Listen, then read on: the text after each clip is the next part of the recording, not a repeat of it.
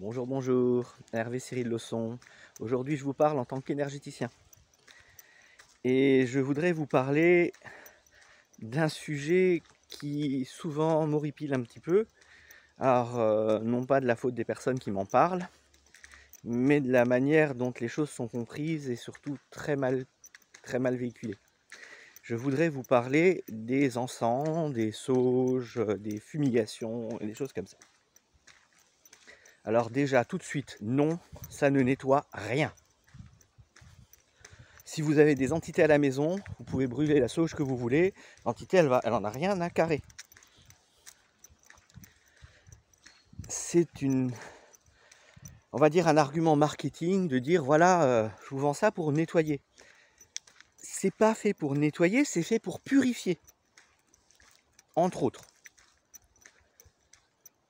Là encore, je m'attaque pas du tout aux vendeurs de ces produits qui parfois le font en toute bonne foi, parce qu'ils sont persuadés que ça fonctionne comme ça, parce que ça peut être une croyance tout simplement, ou parce qu'ils ont été mal renseignés, mal guidés, mal aiguillés sur ce genre de choses. La différence entre nettoyage et purification, elle est énorme. Nettoyer un lieu des entités parasites, des mauvaises ondes, de ce que vous mettez comme terme dessus, ça demande une action sur ces choses. Ça demande d'être capable de les sentir, de les toucher, de les enlever. Si vous essayez d'enlever la poussière sur votre sol en mettant un ventilateur, vous la verrez peut-être pas devant le ventilateur, mais elle sera certainement dans votre air et vous allez la respirer. C'est pas fait pour ça. Le ventilateur, il est fait pour aérer, pour purifier l'air, pour faire circuler l'air pour qu'on respire mieux, pour donner une impression de fraîcheur, etc. L'aspirateur, il est là pour aspirer, pour enlever les saletés. Eh bien, la différence est la même entre nettoyage et purification. Quand vous utilisez, que ce soit des herbes, la sauge, le laurier, le thym, les encens, et même le fameux Palo Santo, ce sont des purificateurs d'air.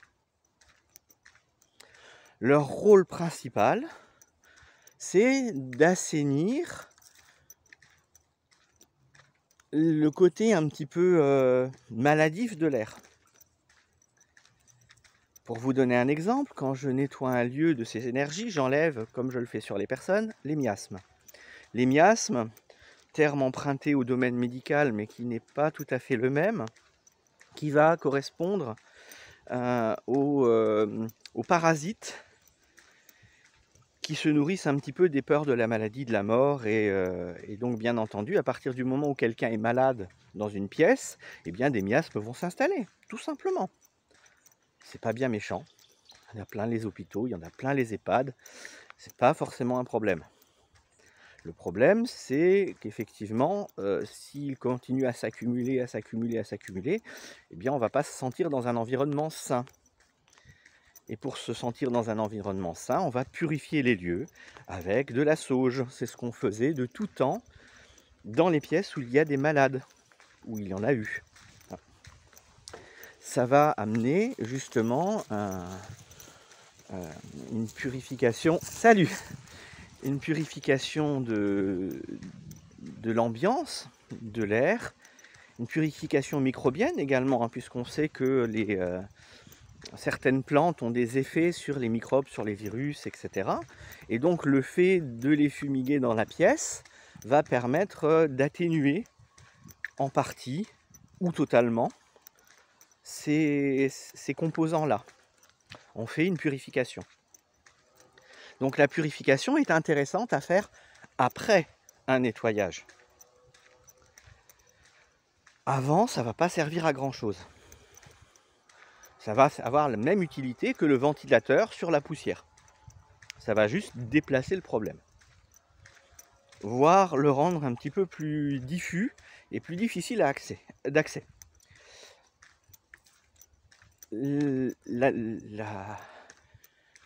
Le nettoyage en lui-même va demander une action. Savoir ce qu'on fait, utiliser les bons outils de la bonne manière. Et pour ça, il n'y a pas de produit miracle. Il n'y a pas de plante miracle. Quel que soit le produit que vous allez utiliser pour nettoyer, ça ne va pas nettoyer.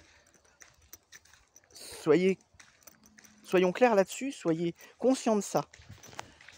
C'est pas du tout la même chose.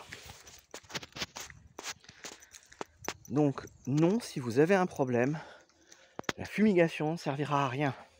L'encens ne servira à rien. Le sel ne servira pas à grand chose. C'est encore un autre sujet que le sel. Ça peut avoir une aide quand c'est bien utilisé de la bonne manière, au bon moment, etc. Ça ne nettoie rien. Ça protège peut-être un petit peu encore, à voir. Maintenant, revenons à une autre utilité de ces produits, qui elle est effectivement là, mais malheureusement on n'en parle jamais, ou pratiquement jamais. En tout cas, pour ma part, je n'ai encore vu personne en parler, à part un youtubeur qui parle de chamanisme et d'hypnose. Et bravo à lui d'avoir traité ce sujet. Je n'ai malheureusement plus son nom en tête, mais bon, si jamais il voit ma vidéo, il va se reconnaître. Et peut-être que certains d'entre vous le connaissent. Bref, l'usage des fumigations, quand on effectue un nettoyage, non pas pour nettoyer, mais quand on effectue un nettoyage, vont avoir un rôle de saturation hypnotique. Là encore, je ne suis pas un spécialiste en hypnose, j'ai quelques bases, et quand on cherche à rentrer soi-même en hypnose, on va saturer nos perceptions afin de nous permettre d'accéder à un autre schéma, une autre vibration, une autre fréquence de pensée,